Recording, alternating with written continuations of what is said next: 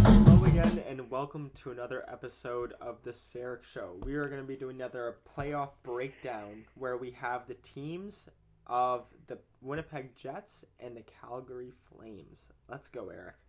All right, and we're going to start in the true north, as they like to say. Winnipeg Jets. Exactly. We're not going to do the whole singing of "O Canada" just to do the true north part. The first thing you think of when you think of the Winnipeg Jets is their offense. And man, they've got a lot of offensive talent.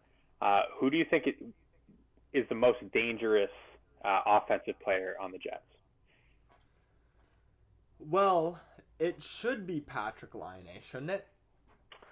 I mean skill-wise, probably. Yeah, it should be, considering what he was brought into the team in the league as projected at being. But in terms of actual performance this season, I think that one of the best players they have is Blake Wheeler. Blake Wheeler can shoot the puck, man. He's very offensively gifted. He can play in all positions on the ice. Him and Scheifele have a very nice chemistry going together, and having Kyle Connor on that wing just adds even more offense and more speed and skill that I think is going to be really hard to handle. Scheifele is Mr. Plus Minus. He's always on the ice for the good things, and I think Wheeler benefits from that, and so does Connor. And I think that first line is going to be really hard to handle for the Calgary Flames. Now, who would you? I'm just wondering here. Who do you think out of the Jets had the most goals for the past season? Past season? Yeah. Have to be Wheeler. So Blake Wheeler, I know him more as an assist guy. He's more of a playmaker. In fact, he had almost double the amount of assists. He's great at finding Wheeler in the soft areas. And Kyle Connor actually led the way. He had 38 goals this past season. Amazing offensive player, and it kind of flies under the radar. In fact, he had 9 more goals than the next guy, who was Mark Scheifele. Laine had 28. Where's Wheeler? Wheeler had 22. Okay, so not a bad season, but not a bad season. Not what I thought. I think he might have gone on a run that I saw, and then that's my opinion of him for the rest of the season, due to the fact that Winnipeg games aren't really on my schedule. So, but interesting. Wheeler's the heart and soul of that team, really, the captain, and he's huge of the heartbeat. I think he's a great captain, very well spoken. He's been through a lot, and he's amazing at finding the quiet seams, especially on the power play, whether it's to Scheifele in the middle in the bumper position, or a cross ice pass to Laine for a one-timer. He's an elite passer, and that's allowed someone like Connor, who's a great goal scorer, and Scheifele, who can also shoot the puck, really to kind of lean to their strengths. Another player that in that top 6 that's super dangerous is Nikolai Ehlers. And Spencer, would you believe it if I believe it's at least 20 playoff games, he's still looking for his first playoff goal in their big playoff runs. He still hasn't scored. The Winnipeg Jets in the playoffs. For some reason, I think it's a mental thing for him. How important do you think he is to kind of getting their attack going?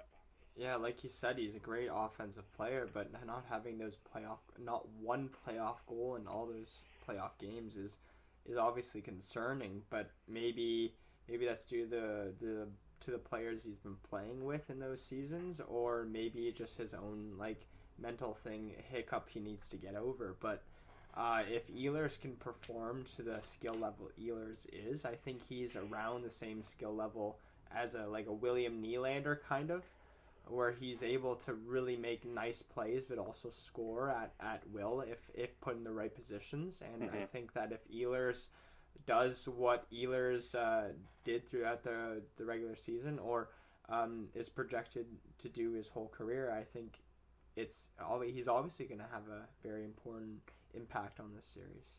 Yeah. And obviously in the middle of that second line with Ehlers and Line, Cody Eakin. So a little bit, a smaller name than Kevin Hayes and Paul Stastny were before in the past playoff runs. Very, very respectable price they picked him up for. Didn't have to give up a lot to get him. But he's been asked to do a lot here, being the centerman for a line with Ehlers and someone as dangerous as Line. Do you think he can really help solidify that second line, or just be, at least good enough to allow Line and Ehlers to really take off? I think that's going to be the plan, is to not put too much expectation on Cody Eakin. I think Winnipeg's just going to let Cody Eakin do the best job he can do, just like Thomas Plekanec did in Toronto. And hopefully it works out for the best, and hopefully he can find chemistry and find a level that he hasn't in the past, or that he used to have, that is finally coming back. And playing with players like Nikolai Ehlers and Patrick Laine, especially for any NHL player, I think that can elevate your game even a little bit confidence-wise. And I think Cody Eakin has had a respectable career and has been a performer in his own right. And I think if he just does the best Cody Eakin can do, Winnipeg will do very well. Yeah. And I think where the Jets are really looking for some extra value as well as their third line, which I think is amazing, a great shutdown line that can also chip in on offense. Andrew Kopp, Adam Lowry, with Drac Roslovic, who's a young player who keeps getting better. Roslovic, very good, yeah. And this is a line that I think it can kind of exploit Calgary's lack of depth a little bit, and could really, cause some chaos and some bad matchups. Yeah, definitely. But speaking of lack of... sorry. Never mind. I always thought Andrew Kopp was a centerman. Maybe not. He has played center, but a lot of times they like to load up Kopp and Lowry. In the past, they had Brandon Tanev in past years would complete that shutdown line, but he has the ability to also potentially slide in if Cody Eakin isn't hacking it at the second line. Yeah, it's easier for centers to become wingers than wingers are to become centers. So. Yeah. But as we're saying, so speaking of lack of depth, Spencer, let's talk about the Winnipeg Jets defense. Yeah. No kidding. Notable departments this season. Departures. What are their names? Departures, sorry. It was Dustin Byfuglien. Yeah, Dustin Byfuglien. I think we should keep going there, Spencer. Jacob Trouba. Myers. Tyler Myers. Ben Sherratt. Ben Sherratt. Yeah, that could be a pretty good defensive core with all those players there, but it seems that has gone down the drain. A once big strength, I'd argue, for the Winnipeg Jets has become one of their biggest concerns. And although Neil Pionk, is that Pionk. Pionk. Yeah, I like Pionk. All right, thanks, man. Pionk, Neil Pionk, and I mean, he's had a great season. Don't get me wrong, but I mean, if you look at who Winnipeg could have had on their defensive line if they hadn't made certain moves or committed to certain people, then it could have been a completely different story. Yeah, I think we do have to qualify it by saying they weren't sure what was going to happen with Dustin Byfuglien. They didn't expect that, I have to assume, and as a result, they probably don't give up Jacob Trouba in the trade, even though Pionk, as you said very well, he was a pleasant surprise for them this season, great on the power play. But I mean, I think you'd rather Trouba to help stabilize your top pair, and when Dylan DeMello is such a game changer for your team, I mean. He's a very solid player, but I think he'd be the first one to say he doesn't consider himself an NHL star, and the fact that he's made this much of an impact for the Jets kind of says a lot about where their defense was at before him. Yeah, and even Josh Morrissey being so young, it shows the lack of depth on their blue line, that even such a young kid is even being thrusted into a position just because of the lack of positioning.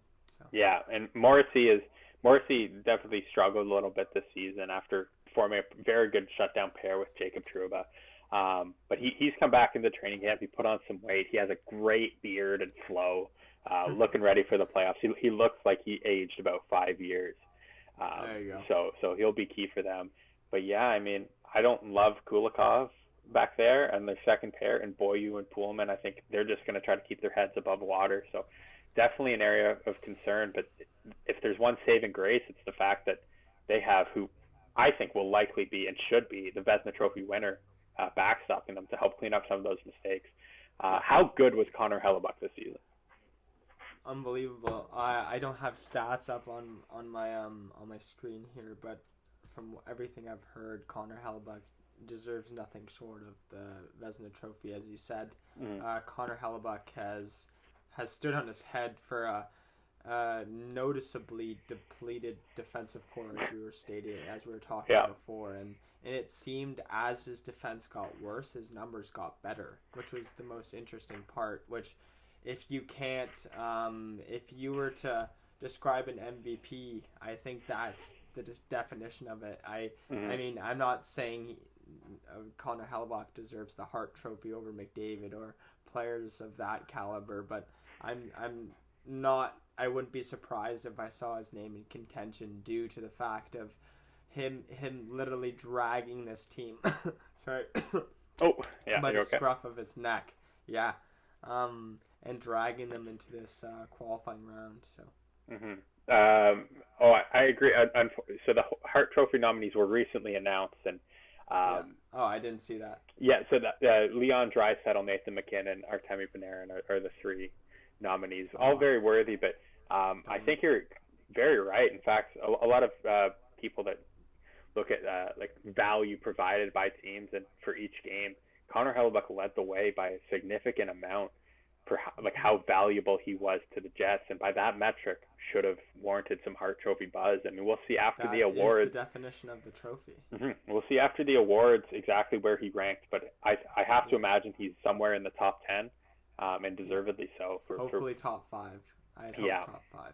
And I think you're very accurate in saying that he really stepped up his game, and something with Hellebuck is his mental strength is almost unmatched with goalies.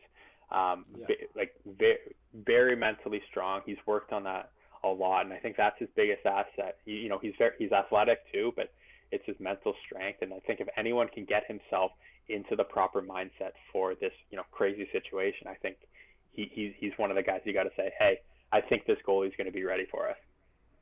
Yeah, definitely. And as a goalie, if you're a goalie nerd like me, a thing that Hellebuck started doing was when he's in a standing position, he doesn't keep a stick on the ice in order to help with his hand positioning to fall to the ice, so he knows exactly where how high his hand should be as he goes into his butterfly, and that's helped him immensely with tracking pucks from the point and controlling rebounds and deflections. So right.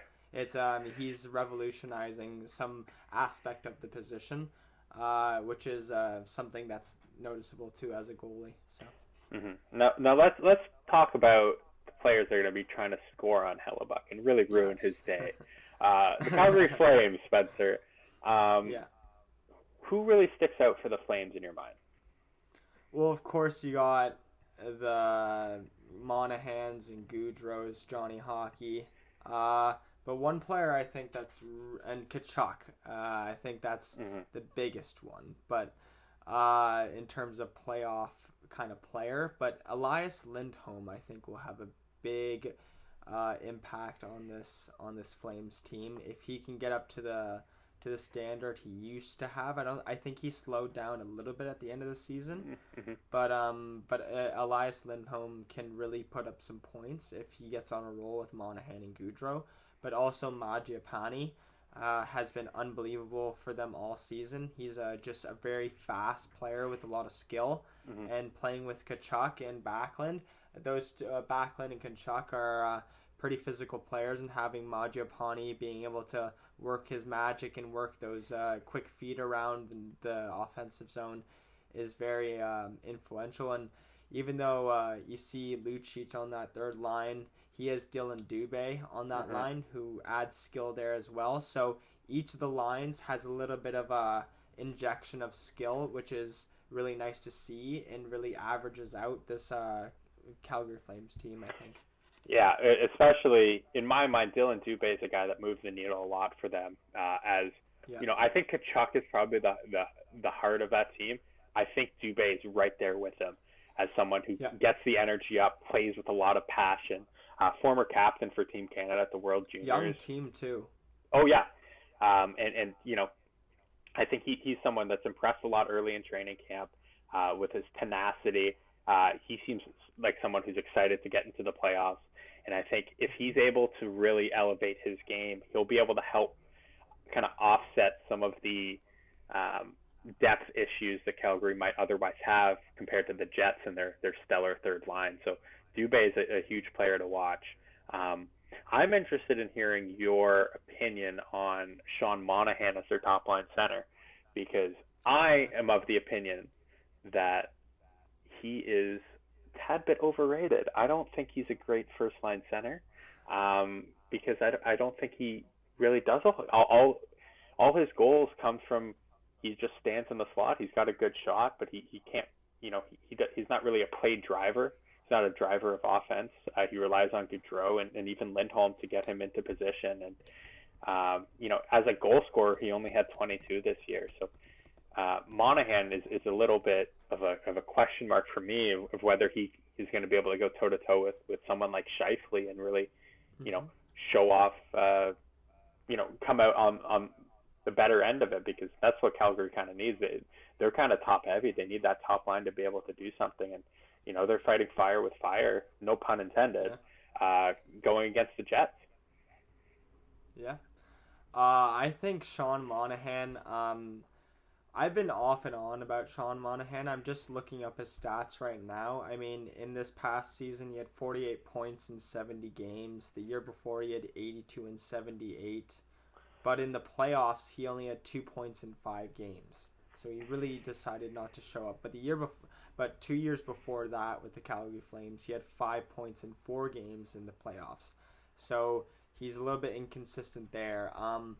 I think Monahan has the ability to really put up points. Like you said, he has that good shot, and don't put it past players to just have one element to their game to succeed. I mean, Patrick Laine did that for a little bit when he was struggling to really do anything in the league. He had his one element, which was goal scoring, so they put him in that one spot, and it worked for a bit, and he went on that insane hot streak a little bit ago. But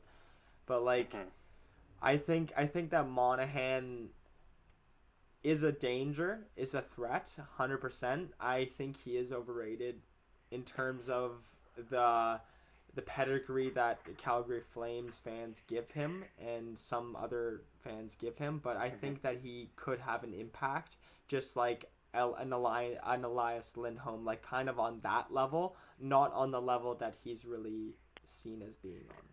Yeah, for sure. And that was well said. I think I should clarify, because I think I was trying to say something closer to what you said, which I think he is someone that relies on Gaudreau to do the heavy lifting.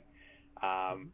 When you talk about his 82-point season last year, that was because Gaudreau was up in the 90s and had an amazing breakout season. Yeah. And in the playoffs, Gaudreau struggled, so Monahan struggled.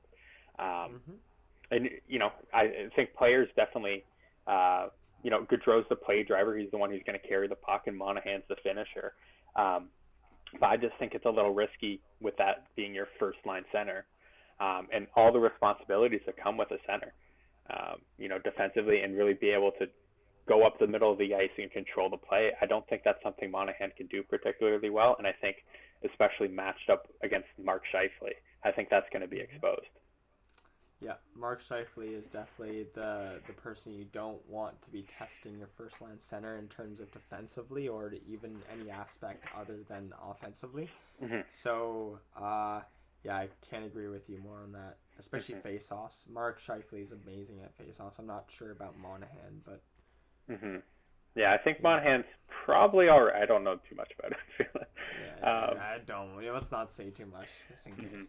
On the back end for the Flames, sort of an interesting look, considering... It feels comforting. Is that weird to say? It like the names seem comforting. Like having Gustafsson on that third pairing makes me, even though he is a left-handed shot on that right-handed D, it gives me a little bit more confidence in the stability of this defensive core. I mean, Mark Giordano and TJ Brody on that first pairing, although Giordano's getting older, I mean, it's still a very solid pairing. Noah Hannafin and Anderson is a great. Hannafin can be an offensive player, but he can also be a very big reliant. He's kind of like a Jake Gardner. I kind of relate him to. And then Forbett and Gustafsson is just like kind of like a solid. Gustafsson's kind of teetering that teeter-totter a little bit in his favor, but in terms of skill. But I think it's just a solid third pairing. Mm-hmm. Yeah, I think the main piece for me is going to be Noah Hannafin, and I think the upcoming months for him are going to be super important because at one point do you start to think that maybe he's a little bit of a bust, which is hard to say, but you know, there yeah, I mean, as Leafs fans, it was expected that we'd be, you know, we might have drafted him over Marner, and you know, just look how that's turned out. I mean, he's not the best defenseman in that draft.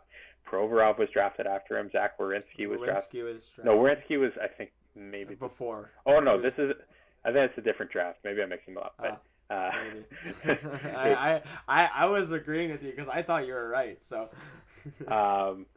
No, because Hannafin was McDavid here. Yeah, but anyways, if we're wrong, we'll both be wrong together. Don't worry. But McAvoy was in that draft. I know that for sure. So, in that McAvoy and Chabot and those young guys, and Hannafin is, you know, he hasn't really shown the offensive elements, and he's really going to be thrown into the fire here without Travis Hamonic, who, you know, exercised his right, and you know, absolutely, you know, more power to him to opt out of this return to play. Yeah. We have to mention that he's one of the only players to really opt out of this actual format due to the fact that it was just safety reasons, right? Yeah, his daughter has went through some medical issues that, you know, she would be put at a greater risk, and you know, obviously, it's important to keep in mind that at the end of the day, right? Yeah, so. And players have families, and that's probably more important. So, you know, nothing against him, but it does put a little bit more of a highlight on Hannafin to play with Rasmus Andersson, who's a young guy with some good potential, but we're going to see really what Hannafin has in store, because he's going to be an important piece to match up against that Jets offense. Yeah, 100%. And goaltenders. To deal with the Jets offense, Spencer, we have yet another goalie debate. Don't you love those? There's so many. I think there's got to be one in each series, I believe. Yeah. Every single one, except maybe the Islanders, Panthers. But who do you see starting in the playoffs? You have to go with Big Save Dave. I mean, even though Cam Talbot had that success with Edmonton in the past, and I don't know where I'm going with that because it's Cam Talbot, man. I mean, come on. He's not going to be starting this playoffs. David Rittich has been the starter for Calgary all season. He had a bit of a hiccup for a bit where Cam Talbot started a bit and played a couple great games, I'll admit. But I just think you have to go with your guy, and I think David Rittich is the guy, and I think Cam Talbot will be the first one to tell you that David Rittich is the guy in Calgary, and I think that's who they're going to go with. Now, this is an interesting one because we usually, you know, kind of have the same thoughts on this, but I'm going to have to disagree with you here. Okay. You know, I think David Rittich as a goalie has higher potential, but I really think Talbot's going to start. I mean, he had a .919 save percentage this season, and he was playing more games for them down the stretch as Rittich kind of tapered off and struggled. So Talbot was their go-to guy on this run, you know, towards the playoffs that, you know, got cut short.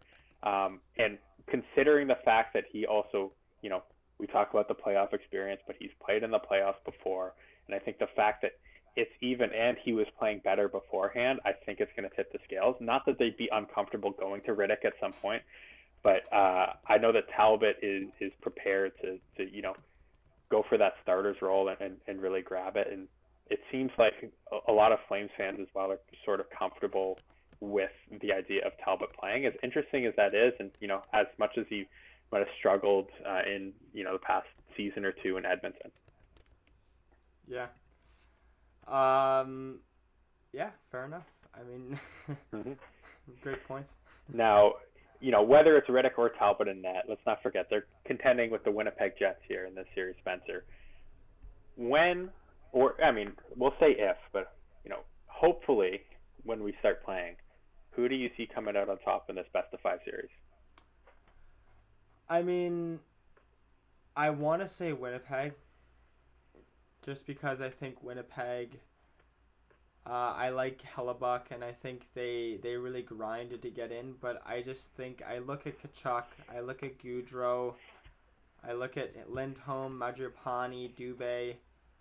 I look at Giordano, and I think Rittich or Talbot, whichever one goes in, could win some games. And I think it's just gonna go to the Calgary Flames, in my opinion. Calgary is an interesting team in this playoffs because they've had faced adversity at so many turns this season with their coach getting fired from misconduct in the past and injuries and never really having everything settled down and dealing with slumps. Now they get back and there are issues with training camp, separating into different groups, and they've been a team dealing with adversity. I don't think they've really reached their full potential. But with that being said, I think the Winnipeg Jets are better offensively, especially at the top end of their lineup, and have the better goaltending. Their defense definitely leaves a lot to be desired, but losing Hamonic and the question marks with how Hanifin's going to be able to play without him and everything. I think it's going to be enough for the Jets to beat them in this short series where, you have Line A pop off in 2 games, and that's almost all the whole series. Hellebuck can steal a game too. I think the Jets just have the more top end skill where I'm more comfortable going with them in the shorter series.